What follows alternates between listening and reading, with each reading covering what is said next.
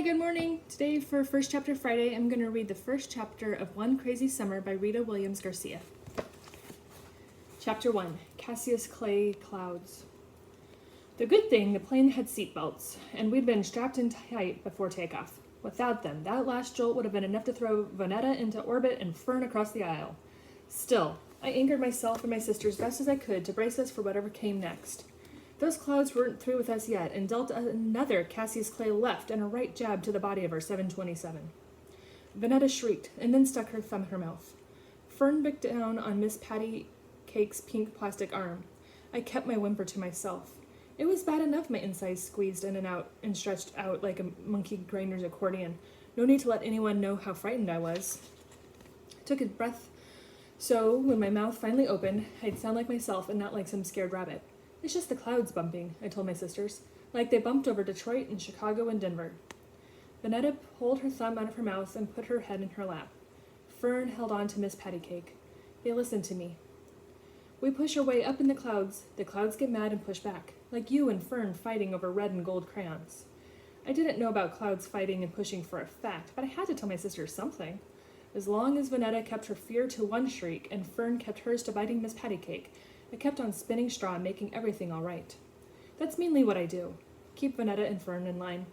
The last thing Pa and Big Ma wanted to hear was how we made a big grand spectacle of ourselves 30,000 feet up in the air around all these white people. You know how Papa is, I told them. No way he'd put us on a plane if it was dangerous. They halfway believed me.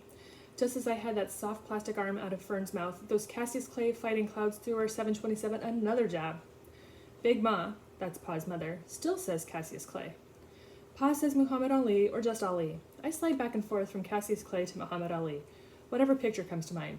With Cassius Clay, you hear the clash of fists, like the plane getting jabbed and punched. With Muhammad Ali, you see a mighty mountain greater than Everest, and can't no one knock down a mountain.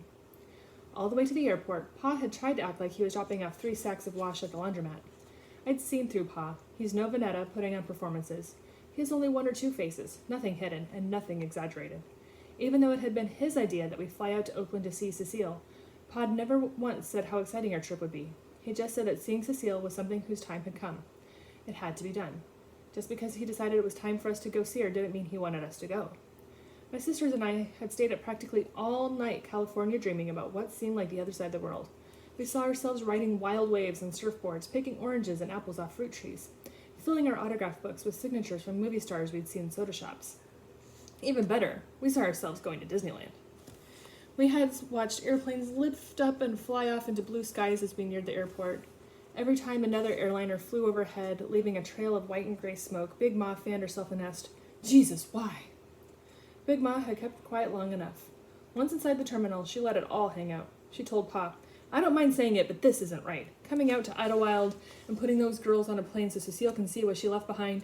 If she wants to see, let her get on an airplane and fly out to New York." Big Ma doesn't care if President Kennedy's face is on the $50 or if the airport is now officially named after him. She calls the airport by its old name, Idlewild. Don't get me wrong, Big Ma was as mad and sad as anyone when they killed the president. It's change she has no pity on.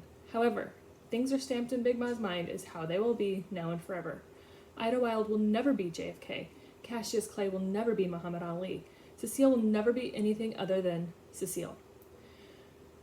I can't say I blamed Big Ma for feeling the way she did. I certainly didn't forgive Cecile. When Cecile left, Fern wasn't on the bottle. Vonetta could walk but wanted to be picked up.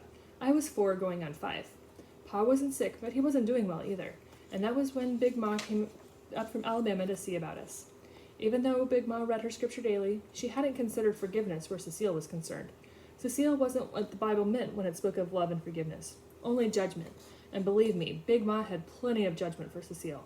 So even if Cecile showed up on Papa's welcome mat, Big Ma wouldn't swing the front doors open. And that was why Pa had put us on a plane to Oakland. Either Cecile wouldn't come back to Brooklyn, or she wasn't welcome. Honestly, I don't think Pa would choose between Big Ma and Cecile even after Cecile left him. And us. Even after Cecile proved Big Ma right. How can you send them to Oakland? Oakland's nothing but a boiling pot of trouble cooking. All them riots.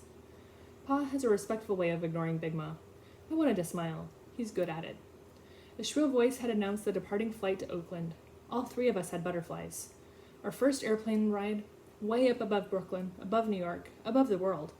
Although I could at least keep still, Vanetta and Fern stamped their feet like holy rollers at a revival meeting. Big Ma had grabbed me by the scruff of fabric and she could get a hold of, bent down and told him to act right. There weren't too many of us in the waiting area, and too many of them were staring. I'd taken a quick count out of habit. Vanetta, Fern, and I were the only Negro children. There were 2 soldier boys in green uniforms who didn't look any older than Uncle Darnell. High school cap and gown one day, army boots and basic training 4 days later. 2 teenage girls with afros. Maybe they were college students. And one lady, dressed like Jackie Kennedy, carrying a small oval suitcase. Big Ma had also scattered around the waiting room. I knew she'd be worried we'd be mistreated in some way and sought out a grown brown face to look out for us. Big Ma turned her nose up at the college girls with afros in favor of the Negro lady in the square sunglasses and snappy suit toting the equally snappy oval bag. Big Ma made eye contact with her. When we lined up, she told the Negro Jackie Kennedy, "These my grandbabies. You look out for them, you hear?" The snappy Negro lady had been nice enough to smile, but hadn't returned the look that Big Ma expected. And Big Ma had expected the look that Negro people silently pass each other. She'd expected this stranger to say, as if she were a neighbor, "They're as good as my own. I'll make sure they don't misbehave or be an embarrassment to the Negro race." A blank movie star smile had been all she'd passed to Big Ma. That lady had only been looking out for her plane seat. Papa had already given me a paper with the phone number to our house, which I knew by heart, and the phone number to his job. He had already told me that his job number was for emergencies only and not for how you doing chats. Last night, he had also given me an envelope with $200 and $10 and $20 bills to put in my suitcase. Instead, I'd folded the bills and stuffed them in my tennis shoe before we left Herkimer Street. Walking on that mound of money felt weird at first, but at least I knew I kept the money safe. Papa had kissed Vanetta and Fern and told me to look after my sisters. Even though looking after them would have been nothing new, I kissed him and said, "I will, Papa." When the line to the ticket taker had begun to move, Big Ma had gotten teary and mushed us up in her loose-fitting violet and green muumuu dress. "Better come on and get some lovin' now." She hadn't had to finish the rest about how this might be the last time in a long while for kissing and hugging. A flash of memory told me Cecile wasn't one for kissing and hugging. I had a lot of those memories clicking before me like projector slides in the dark. Lots of pictures, smells, and sounds flashing in and out. Mostly about Cecile, all going way, way back.